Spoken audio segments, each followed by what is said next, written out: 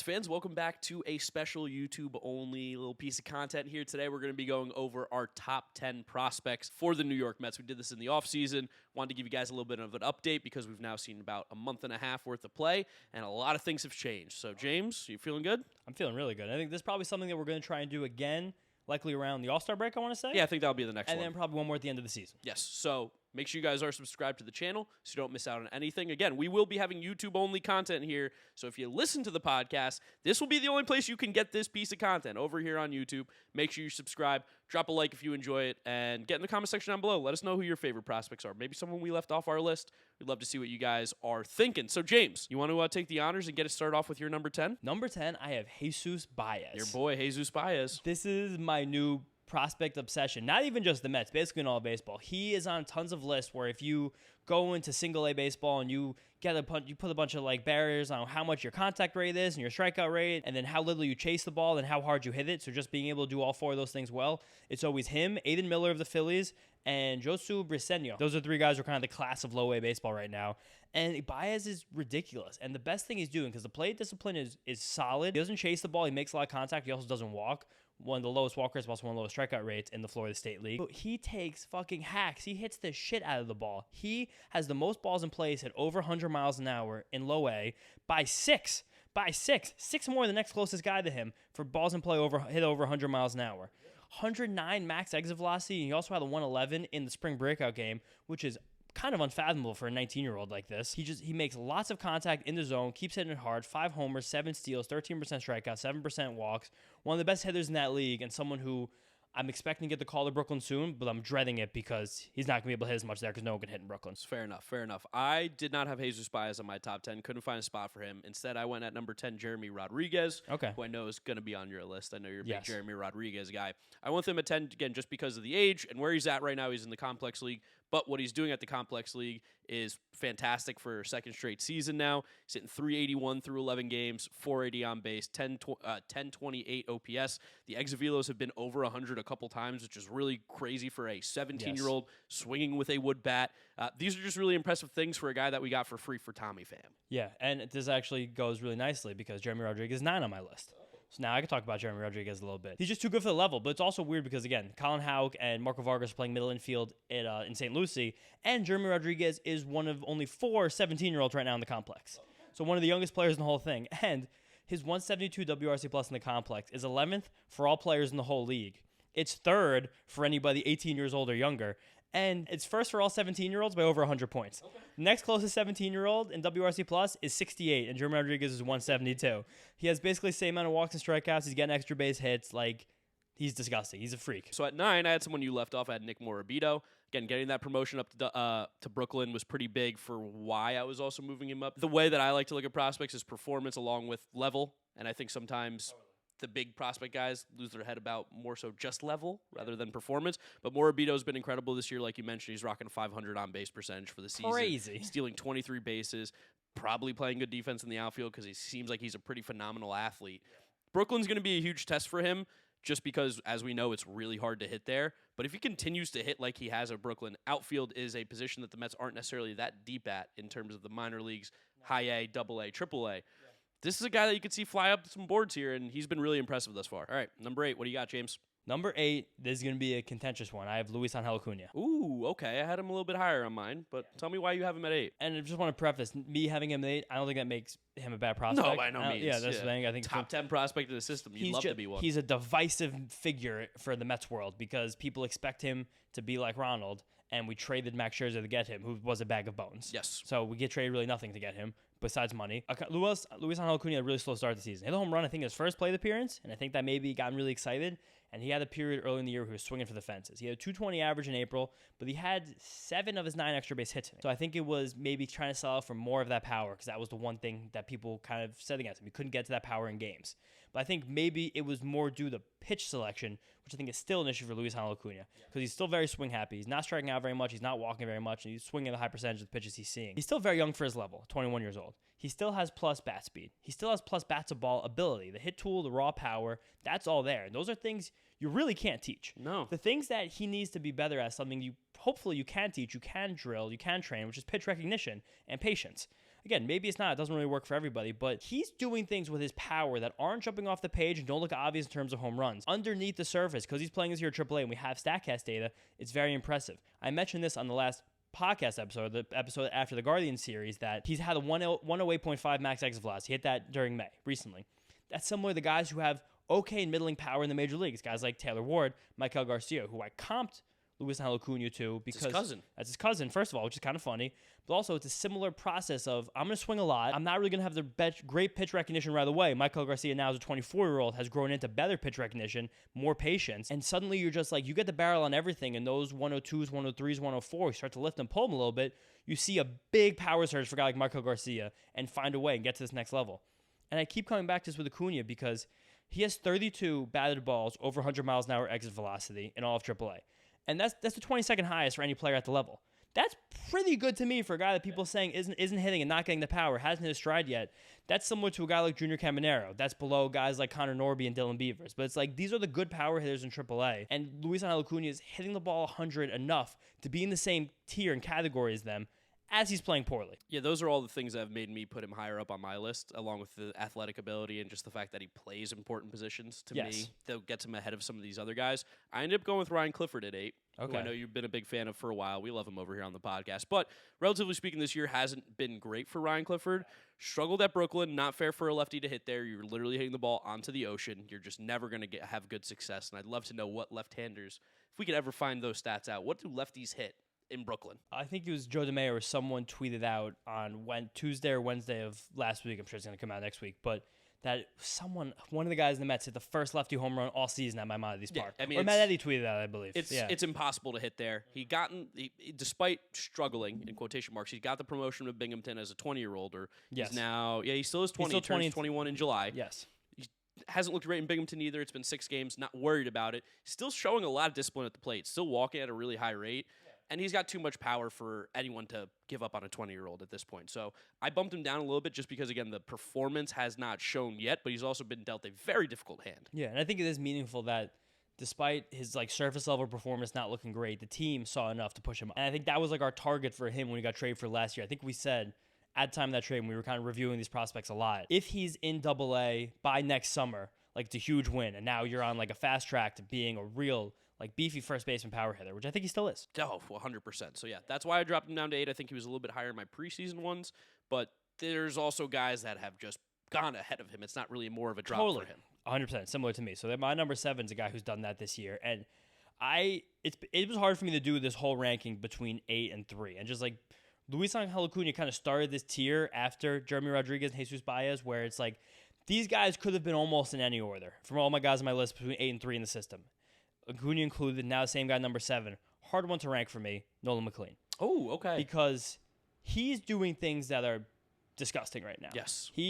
I dropped on the last podcast 2 or 2 podcasts ago, whenever this comes out. He's only made 11 starts as a pitcher since he was in high school. And his next one, at the time of recording this on May 22nd, is going to come at AA. It's unbelievable. It's nuts. The things that he's done personally, that the team's done with him developmentally, it's such a victory for the organization and for Nolan himself. You can't stop but look and wonder at. Also, the fact that he's hitting at the same time. It's amazing what's happening. But the only thing that's still keeping me to rank him low is that I just want to see a little more development of him with the pitch mix. Because we've seen a lot of guys in the Mets system, Christian Scott, Blade Tidwell, come through the system these last few years and get new pitches, more pitches, and you apply them really well in games. And McLean's done that a little bit so far with his new cutter that's kind of in between his fastball and his sweeper, both pitches which are disgusting Major League caliber. But as he keeps going up these levels, which I think was the big reason why the Mets even put him in AA, if you're throwing 95 with a Major League caliber sweeper in Brooklyn, no one's going to be able to touch you. And no one could touch Nolan McLean. But I think they want to challenge him a little bit, especially against lefties. Is this cutter good enough to get lefties out? Is there a fourth weapon that's going to develop to get lefties out and righties out to give people a different look? Or the other side of that, maybe your slider fastball combo is so good it will carry you to the major leagues, like a Jared Jones, like a Jacob deGrom. Again, doesn't throw as hard as those guys. That's the thing, stopping him from being on that tier. But it's just seeing him develop another pitch, and also again just seeing as a hitter, 134 WRC plus in Brooklyn. And 2 hits in his Binghamton debut. Sensational. Yeah, no, I've got Nolan McLean a little bit higher. We'll find out in a few minutes where that's going to be. At number 7 for me, I ended up going with Jonah Tong. who's been probably one of the faster rising pitching prospects, not just in the Mets system, but in all of Major League Baseball. If you guys aren't hip to what Jonah Tong's been doing this year, striking out I think 40% of the batters he's faced. He was rocking an almost 50% strikeout rate at a time. 38.3. Yeah, in low A down there. He got promoted to Brooklyn. He's made 4 appearances there, 19 innings, a 1.86 ERA. He's giving up more base runners because he's had some walk issues, which is something that we've seen in the past, but he's still striking out a ton of guys. The stuff looks really good. And when you see someone like this just meteoric rise through a system, it's hard not to get excited because usually those are the guys that open your eyes and go, oh, shit, look at what we found. Now it's happening. Yeah. I have another pitcher like that, number 6. I have Tong a little bit ahead. Number 6, mine's Blade Tidwell. Me too. And nice. 6. High five. Blade Tidwell at 6. Tidwell's a guy who I was probably lower on than the consensus coming through the last year just because I was kind of waiting to see some more pitch data on him, waiting to see how much his off-speed pitches develop. And we've had some great nuggets coming out recently about Blade. Now, he's about to start in AAA. He hasn't started yet at the time of recording this. We're not seeing that data yet. But apparently he's been working a lot in his fastball in AA. And apparently now he's gotten that fastball to a point where it's become a plus 4-seam fastball, where we've seen in the past that his 4-seam fastball really just had velocity, but was getting a dead zone in terms of vertical movement and shape, where it just kind of would wind up on a guy's barrel. But apparently he's getting between 16 and 19 inches in vertical break on that pitch, still getting up to 96, 97, 98 miles an hour. As a power pitcher, as a guy who is really, really, really good at limiting hard contact, always has been, especially home runs, which as he's gone through the minor leagues, the one thing his calling card, besides from how good he's been just strikeouts and walks, he's been incredible at limiting home runs. Amazingly good at this. And that's a skill that you kind of just have, especially because it kind of comes from how you release the ball and the kinds of pitches you throw and locations you throw them in. But also has a new color that I'm really excited about, that he even said specifically he wanted a weapon that was going to be in between his sweeper and his 4-seam fastball. And he has a changeup. They said he has more movement on now than he did last year. And a curveball. He said he's very comfortable being able to throw it for strikes. Yeah. So all that together, that's a major league pitcher. Yeah, I've been a huge Blade Tidwell fan ever since at Tennessee. That was a team I watched very closely as a Gamecock fan. Very closely. And just I had money on Tennessee winning the national championship that year. That team did. Yeah, they were a house. But God, he was my highest ranked college pitcher coming out of the draft in 2022. Was super pumped the Mets got him in the second round, which was phenomenal. Yeah. And I went back and I found my notes from watching Blade Tidwell in college, which are really funny. Another big dude that throws some serious heat, really good slider and curveball. Changeup is his second pitch, gets a ton of swing and misses. Easy, clean mechanics, and is still going to get stronger. 4 good pitches. Not really sure why people aren't higher on him. LOL. True. Yeah, and I mean, not gonna lie, Mark over here. And let's be honest, pretty good call. 6'4", 220. Yeah, I like that for my pitcher. I love that as a frame. Like, Blade's just he's a intimidating man on the mound. He's huge, and he has one of the coolest names. So I'm glad that we agree with both of them at 6. I'm just going to name my number 5 real quick because you have previously mentioned him. I went with Luis Angel Acuna at number 5. For all the reasons that you liked him, despite what the production has been, that's why I went with him at 5. Yeah. Was just he's in AAA. All fair. He's still so young. He's a great athlete, doing a lot of good things. Just the stats, the production hasn't been there yet. And to me, the reason I pushed him back to 8 rather than 5 is just because he still does have the same issues he's had. Yes, he hasn't improved. There haven't been growth in those things. He is striking out less this year, but we're still missing the growth in the areas that we need the supreme growth to turn him from like someone who we hope to mix in to being someone who like we can rely on this guy as an everyday regular. Yeah, I think he was like 2 or 3 in my preseason, so he's dropped down a little bit. And similar to you and me, 5 and 8, I have Ryan Clifford at 5. Okay. Because he hasn't disproven anything yet. Because I almost have to throw away everything that happened in Brooklyn. Of course. The fact that he was walking as much as he was, I think, is encouraging because he was like, I'm not going to do damage in these pitches, so I'm going to be more selective. That's just a baseball player who's still just 20 years old, making an adjustment like that. Could be a Mets thing, too. Maybe they're like, you're not going to hit here. Get the strike zone down. Yeah, so again, and now let's see this next month in Binghamton, month and a half by the time we do the next prospect report for you guys in July, where he winds up and how these stats go. Because this is the moment for Ryan Clifford where he can start to go nuclear and become like a high level. Because it's hard to be a first base prospect and really make an impact. Because you got to be able to just hit super well. Got to hit like 35 home runs. Yeah, you got to be like Pete. Number 4? My number 4 is Jonah Tong. Ooh, okay. Jonah Tong at 4. And just because he right now is like one of the biggest outliers the Mets have in the system. His 38% strikeout rate through all levels is the 4th highest for any qualified minor league pitcher who's pitching above the complex league, because guys like Skeens are not qualifying anymore, guys like Christian Sky are not qualifying anymore. But for all the guys that are still in the minor leagues, pitching in the minor leagues, 4th highest strikeout rate of anybody.